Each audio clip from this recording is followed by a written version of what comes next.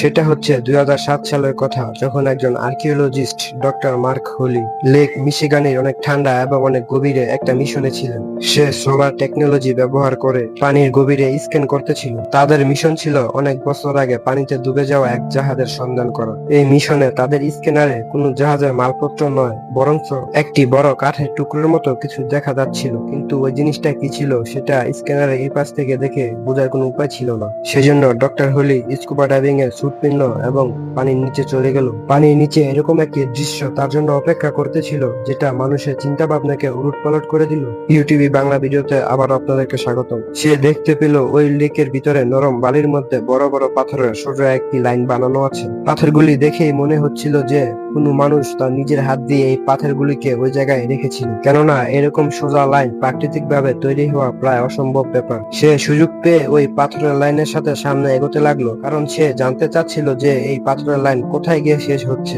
প্রায় 400 মিটার যাওয়ার পর সে এরকম একটা জায়গায় গিয়ে পৌঁছালো, যেখানে পাথরের গোল একটা সার্কেল বানানো ছিল। এই সার্কেলের শেষের দিকে প্রায় অনেক বড় একটা গর্ত বানানো ছিল। এই পাথরের গোল সার্কেল দেখে তাদের ইংল্যান্ডে থাকা স্টোনহেঞ্জের কথা মনে পড়ে গেল।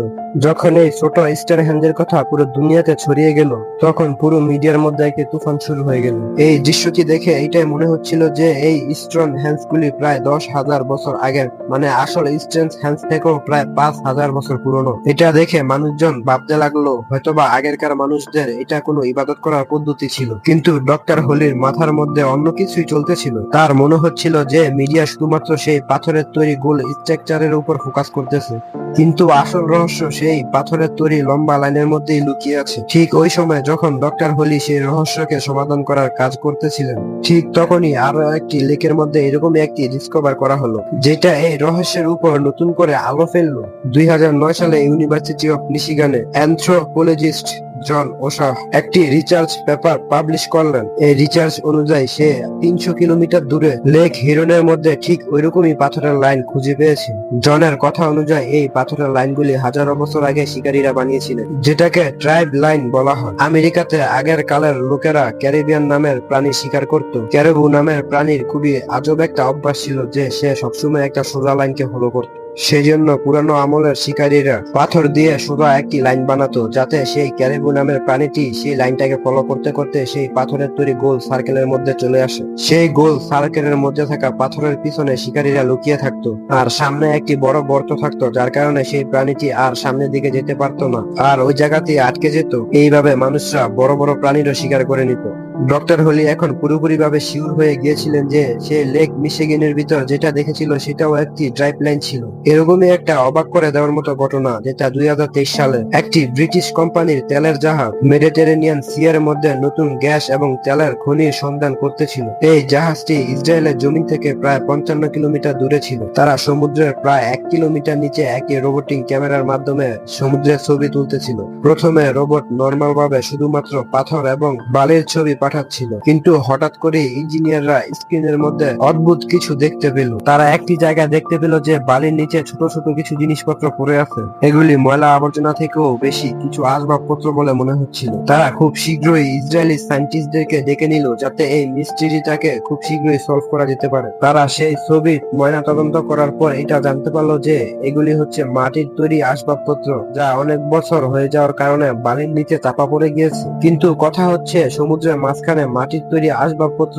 আসলো কিভাবে? যখন ওই জায়গায় আবারও একটি রোবোটিক ক্যামেরা পাঠিয়ে ভালোভাবে ছবি তোলা হলো, যেখানে একটা ছবির মধ্যে অনেকগুলি মাটির তৈরি আসবাবপত্র থাকার কারণে যেটা কিছুটা জাহাজের মতো মনে হচ্ছিল। যখন তারা ওই জায়গায় স্ক্রিন করলো, তখন তারা জানতে পারলো যে ওই মাটির তৈরি আসবাবপত্র নিচে প্রায় 40 ফিট লম্বা একটি জাহাজ ভাঙাচোরা অবস্থায় ছিল। কিন্তু সমস্যা ছিল যে সমুদ্রের এতটা নিচ থেকে কিভাবে সেই মাটির তৈরি আসবাবপত্রগুলিকে সহি সালামত উপরে নিয়ে আসা যায়, যাতে করে সেই মাটির তৈরি আসবাবপত্রগুলি কত বছর আগে বানানো হয়েছিল সেটা জানা যেতে পারে। সেই কোম্পানি একটা বিশেষ রোবোটিক মেশিনকে পানির নিচে পাঠালো, যা এসব বস্তুকে পানির নিচ থেকে সহি সালামত উপরে তোলার জন্য অনেক বিখ্যাত ছিল। অবশেষে তারা কিছু আসবাবপত্র উপরে তুলতে সক্ষম হলো।